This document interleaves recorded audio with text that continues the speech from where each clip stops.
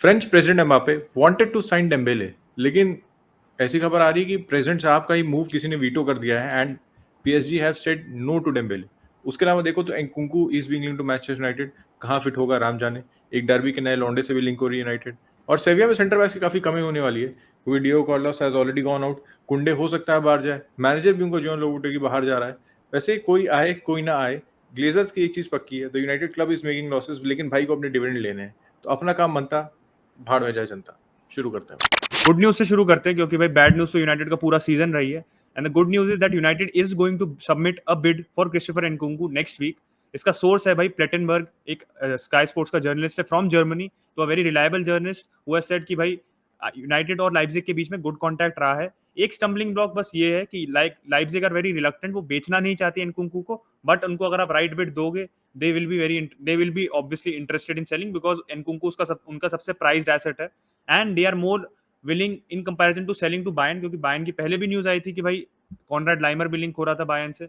Bayern already उपमेकानो, सैबिट्जर और Nagelsmann छीन चुके हैं लाइप्जिग से, डॉर्टमुंड बना दिया लाइप्जिग को, तो लाइप्जिग डोंट वांट कि भाई वो अपने कंपटीशन को स्ट्रॉन्ग करे, इसलिए दे इज अ चांस कि अगर यूनाइटेड अच्छी बिड देती है, एक लुक्रेटिव बिड देती है, तो एनकुंकू को बेच दे Leipzig to United. And why United want Nkunku is that Rangnick ने काफी नाम उसका रेकमेंड किया है, उसने ही स्काउट किया था प्लेयर को and now he is very very highly praiseworthy of the player, तो उसने कहा है कि टेन हाग को कि that you can use this player. और उसका फायदा ये है कि in comparison to Darwin Nunez, जो हमारा इन दोनों के बीच में जो भी डिसाइड होगा टारगेट होगा, and these are the most आप कह सकते हो प्रोबेबल डील्स, तो डार्विन नूनियस के कंपैरिजन में he can be used as a winger as well. वो सपोर्ट स्ट्राइकर की तरह भी खेल सकता है और वो स्ट्राइकर की तरह भी खेल सकता है। उसने इस सीजन ही दिखा दिया कि भाई जो पहले वो जैसी मार्च के अंदर एज अ नंबर 10 खेल रहा था और ऑन द विंग खेल रहा था, बट जैसे डोमिनिक टेडेस्को आया वो एज अ स्ट्राइकर फंक्शन कर रहा था और काफी अच्छे से खेल रहा था। मतलब his goal tally, his numbers 20 goals and 14 assists, Bundesliga player of the season, he is very very hot property. और खाली यूनाइटेड इंटरेस्टेड नहीं है, और भी क्लब्स इंटरेस्टेड है, but United will have to pay top dollar 80 million के आसपास, तो 70-80 मिलियन से नीचे तो नहीं पे कर सकती यूनाइटेड। तो यही देखना पड़ेगा, यूनाइटेड को डिसाइड करना पड़ेगा कि डार्विन नूनियस पिक करती है यूनाइटेड और दे गो फॉर क्रिस्टोफर एनकुंकू। एक बात तो पक्की है कि एनकुंकू सस्ते में नहीं आने वाला है। फिर लेकिन वही बात आ जाती है, इतने से फ्रैंकी की बात चल रही है, आप इतने ज्यादा पैसे नहीं देना चाहते हो क्योंकि you do not want to blow your budget on a single player and giving to the tunes of 80 million for a player. आप वही करोगे, blow your budget on a single player and with जैसे बहुत versatile player है। Can मैं कहता हूँ 8 भी ऑपरेट कर सकता है अगर जरूरत पड़ती है, 10 तो खेलेगा ही खेलेगा, 9 भी ऑपरेट कर सकता है। लेकिन आपको इस सीजन क्या चाहिए? आपको एक 10 नहीं चाहिए, ऑलरेडी है ब्रूनो देयर। आपको एक प्रॉपर नंबर 6 चाहिए, 8 को भी आपको इतनी ज्यादा जरूरत नहीं है एंड आपको एक बैकअप स्ट्राइकर चाहिए। तो एक बात ये है, rather than signing a James Miller, James Miller कह नहीं रहा हूँ, जो वर्सेटिलिटी की तारीफ कर रहा हूँ जेम्स मिलर की, आपको एक स्पेशलिस्ट प्लेयर की जरूरत है, आपको एक बैकअप स्ट्राइकर चाहिए, will not cost 80 million, you need a number 6, a proper number 6। तो एनकुंकू यस, एक ये वाली बात है, could be a world class player and is on the verge of being a world class player अगर 2-3 season ऐसे form दिखाता है। लेकिन आपको क्या एनकुंकू की जरूरत है? मेरे हिसाब से नहीं है इस पॉइंट ऑफ टाइम पे। और एनकुंकू की न्यूज जैसे उत्कर्ष ने बात करी कि आप पैसे ब्लो नहीं करना चाहते फ्रेंकी डियोंग पे, कन्फ्लिक्टिंग रिपोर्ट्स है। एंड अब कन्फ्लिक्टिंग रिपोर्ट्स की बात करो तो भाई क्रिस व्हीलर है, डेली मेल का जर्नलिस्ट, उसने यही कहा है, एंड काफी जगह से न्यूज आई है, not just from one journalist, कि United will be cautious in the spending in the summer. ESPN से भी रिपोर्ट आई है कि यूनाइटेड ज्यादा पैसा नहीं ब्लो करना चाहते, उनका जो पैसा बजट डिसाइड होगा वो majorly will be decided from आउटगोइंग्स, और आउटगोइंग से जितने पैसे आते हैं उससे। तो एक तरफ आप 80 मिलियन से 70 मिलियन आप खर्चना चाहते हो, and you are in apparently you are in negotiations with Frenkie de Jong, Darwin Nunez and Christopher Nkunku, और एक तरफ आप कॉशियस होना चाहते हो स्पेंडिंग में, तो कोई रिपोर्ट की कोई मतलब बहुत ज्यादा मिसमैच है। एंड कमिंग टू स्पेंडिंग, क्योंकि हम स्पेंडिंग की बात कर रहे हैं, तो यूनाइटेड के अकाउंट्स कल पब्लिश हुए हैं, एंड उन अकाउंट्स को आप देखो तो बहुत लोग कहते हैं कि भाई यूनाइटेड फैंस ग्लेजर्स को अनराइटफुली बहुत क्रिटिसाइज करते हैं, जबरदस्ती क्रिटिसाइज करते हैं, बट यहाँ पे आप अकाउंट्स को देखो, आप इसके समझो क्यों क्रिटिसाइज करते हो, तो बहुत आसानी से क्लैरिटी मिल जाएगी। बिकॉज यूनाइटेड का जो प्रॉफिट है पिछले साल से बढ़ा है, it has jumped up by 29%, but जो यूनाइटेड का वेज बजट है वो भी बढ़ा है, तो वो प्रॉफिट कैंसल आउट हो गया और यूनाइटेड के लॉस हुआ है इस साल। एंड जो ओवरऑल लॉस है यूनाइटेड का वो 50 मिलियन बढ़ गया पिछले साल से, डिस्पाइट कि भाई आपके स्टेडियम्स भी खुल गए हैं, आपके रेवेन्यू भी बढ़ गया है, but United is still in a loss. And यही जो आप ट्वीट देख सकते हो, तो आप बंदा सोच रहे हो कि ये अगर हैरी मैग्वायर के चाचा है, तो हैरी मैग्वायर के चाचा नहीं है, यूनिवर्सिटी ऑफ लिवरपूल में एक अकाउंट्स के प्रोफेसर है, and he is also as a podcast, एक प्राइस ऑफ फुटबॉल पॉडकास्ट करके भी है, तो काफी रिनाउंड पर्सन है in the terms of accountancy, football accountancy. तो उन्होंने यही कहा है यूनाइटेड के इस बार लॉसेज हैं, और लॉसेज के despite they are paying Glazers a dividend of 11 million pounds. पिछले साल यूनाइटेड ने अराउंड 20 से 22 मिलियन डिविडेंड दिया था ग्लेजर्स को, इस साल 11 मिलियन दिया है डिस्पाइट हैविंग लॉसेस। और यही बात खत्म नहीं होती है, क्योंकि और भी फर्दर एनालिसिस आया यूनाइटेड के अकाउंट्स का। और अगर आप यूनाइटेड की डेट देखो तो भाई 17 साल पहले हमारे को ग्लेजर्स ने एक्वायर किया था, and the debt at that point was 604 million, और ये पूरी ग्लेजर्स ने ही जनरेट की थी, क्योंकि हमारा लेवरेज टेक ओवर था। अब इतनी ज्यादा डिटेल्स में जाना नहीं चाहता क्योंकि अकाउंटेंसी का वीडियो नहीं है, but leverage take over basically ये होता है कि आप लोन लेके किसी क्लब को खरीद रहे हो, not on your own money. आपके पास खुद पैसा नहीं है, आप बैंक पे जाके लोन लेते हो, उनसे कहते हो मेरे को क्लब खरीदना है, और बैंक बेसिकली आपको क्लब खरीदवा रहा है। ये हुआ था।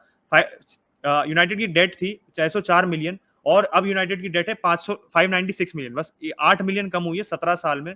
और उस ड्यूरेशन में यूनाइटेड ने 855 मिलियन उस डेट पे इंटरेस्ट दे चुके हैं on the part of the Glazers. तो ग्लेजर्स ने पैसे नहीं दिया, यूनाइटेड ने उसके पैसे फाइनेंस किया, और उसके अलावा 400 मिलियन यूनाइटेड ने इंटरेस्ट डिविडेंड दिया है ग्लेजर्स को। तो भाई टोटल इसका आप अगर मिला लो 855 plus 400, it is around 1.25 billion जो यूनाइटेड ने ग्लेजर्स को अपने पॉकेट से दिया। यूनाइटेड एंड फैंस ने बहुत ज्यादा वो पैसा दिया है, हमारे स्पॉन्सर्स ने वो बहुत ज्यादा पैसा दिया है, बट ग्लेजर्स ने वो पैसा कमाया नहीं है। तो अगर अगली बार कोई पूछे भाई कि ग्लेजर्स को क्यों क्रिटिसाइज करते हैं United fans, it's basically because उन्होंने यूनाइटेड को इतने कैश का जो बना रखा है, कैश निकालने की मशीन बना रखा है, इसलिए Glazers are being so criticise so much. And इसलिए आप उसको लिंक कर सकते हो कि यूनाइटेड के इस समय जो इतना आप सोचना पड़ रहा है ट्रांसफर्स करने में, ये करना है वो करना है, कोई एक वो होता है ना, एक आपकी कंक्लूसिवनेस नहीं है ट्रांसफर्स को लेके। उसका बहुत बड़ा रीजन यही है कि हमारे फाइनेंसेस इतने मिसमैनेज रहे हैं इतने सालों से। फाइनेंसेस मिसमैनेज की मुझे एक ही टीम की याद आती है, दैट इज एफसी बार्सिलोना, क्योंकि 1.2 बिलियन भी हमारा डेब्ट है, we are not far off. And वैसे बहुत सारी ऐसी साइनिंग्स रही जिसकी वजह से हम वहाँ पहुंचे, एंड दैट वन ऑफ दो साइनिंग इज डेम्बेले। देखो डेम्बेले को पीएसजी ने मना कर दिया, लूस कैंपस उनका न्यू डायरेक्टर ऑफ फुटबॉल बनने वाला है, and he has said no, he doesn't want to sign Dembele, he doesn't want to entertain Dembele at PSG. तो ये भाई काफी बड़ी न्यूज़ है, काफी ब्रेकिंग न्यूज़ है, क्योंकि फेब्रिजो की जो ट्वीट आई थी उसमें लिखा था कि 3 क्लब इन्वॉल्व है डेम्बेले में, PSG, Chelsea and Bayern Munich. अब देखो पीएसजी बाहर होगी तो एक जो अंधे पैसे होते हैं वो उस डील से बाहर हो चुके हैं। अब बात है बायर्न म्यूनिख की, Bayern Munich is not gonna pay you on a lot even if you are on a free, 100 की सीधी बात है यहाँ पे। उसके बाद बसती Chelsea, Chelsea can pay you, Chelsea can pay you, Chelsea आपको 15-20 मिलियन तक दे सकती है। और देखो मैं ऐसा क्यों कह रहा हूँ कि हम चेल्सी को ऊपर मैच कर सकते हैं, क्योंकि जो हाईएस्ट रनर है चेल्सी में भी उस पॉइंट ऑफ टाइम पे रोमेलो लुकाकू है, जिसका 18 से 20 मिलियन का कॉन्ट्रैक्ट है। I know he came for 100 million free, and Dembélé moving on a free बहुत ज्यादा अंतर पड़ जाता है, साइनिंग ऑन बोनस का अंतर पड़ जाता है। लेकिन अब बारसा के पर्सपेक्टिव से अगर बात करूँ ना, अब ये चीज़ है कि ये सागा जरूरत से ज्यादा खींच रही है इस पॉइंट ऑफ टाइम में, मुझे ऐसा लग रहा है। ये पिछले 6 महीनों से चली आ रही है, अब ये जरूरत नहीं इसकी खींचने की, या तो तुम खत्म करो इफ ही साइंस और ही गोस। क्योंकि अभी वाली बात है ना, अगर जितना लंबा खींच रहा है उतना अगर वो नहीं रुकता है तो फिर हमें जो रिप्लेसमेंट लाने पड़ेंगे उसकी वजह से वो चीज़ें डिले हो रही। हमारे अगले चैनल की जो कह सकते हो प्लानिंग है, जो टीम बनाने का विजन होगा जावी का, Dembele being there, Dembele not being there makes a big difference. तो वो चीज़ क्लियर करो, एंड फिर आगे की सीजन की आगे की टीम की प्लानिंग करो, उस हिसाब से साइनिंग्स करो बॉयज। तो डेम्बेले रुकता है नहीं रुकता वो मैटर नहीं करता इस पॉइंट ऑफ टाइम पे, जो ज्यादा मैटर करता है कि उसको फ्यूचर जल्दी से जल्दी सॉल्व करो। और एक और प्लेयर है जिसका फ्यूचर इस कह सकते हो हवा में लटक रहा है, that is obviously Frenkie de Jong, not Gavi. Gavi की कल हमने बात कर ली थी, जिसने वीडियो नहीं देखा देख लेना, ऊपर लिंक कर दूंगा। क्योंकि डेडलाइन मिल गई है फ्रैंकी डियोंग को कि if he wants to continue at Barca और he wants to play for Manchester United. क्योंकि जैसे अचिन की बात कर रहे थे कि प्री सीजन से पहले यूनाइटेड को if they want to achieve something this season, अपनी साइनिंग करनी होगी, आपको स्क्वाड सेटल करना होगा, एंड प्री सीजन 27 जून को शुरू हो रहा है, 1 महीना बचा है नेट। फ्रैंकी डियोंग भी कोई ऐसे रिप्लाई नहीं दे रहा है, कभी लगता है कि डिनर में बात बोल नहीं रहा है, फिर अपनी जर्सी गिव अवे कर रहा है। तो इतनी क्रेडिबल न्यूज आती है, तो एज कह सकते हो कंटेंट क्रिएटर्स, एज फैंस, हम भी ज्यादा इंटरप्रेट नहीं कर पा रहे कि हो क्या रहा है इस सागा में। शायद बहुत अनश्योर है, पैसे के ऊपर भी डिफरेंस है। तो मुझे जहां तक लग रहा है ना, ये डील शायद ना हो, probably Frenkie de Jong is staying at Barcelona, क्योंकि कॉम्प्लिकेशंस बहुत ज्यादा है एंड टाइम बहुत कम है भाई इस डील में। और स्पेन में ही रहते रहते सेविया ने अपनी एक सेंटर बैक बेच दिया, Diego Carlos, to Aston Villa, और हो सकता है कि जूल्स कुंडे भी सेविया बेच दे to Chelsea, because Chelsea has not back down from buying Kounde, despite कि भाई एक सेंटर बैक वो खो चुके हैं, मैनेजर भी खो चुके हैं, but Chelsea still want a player from सेविया।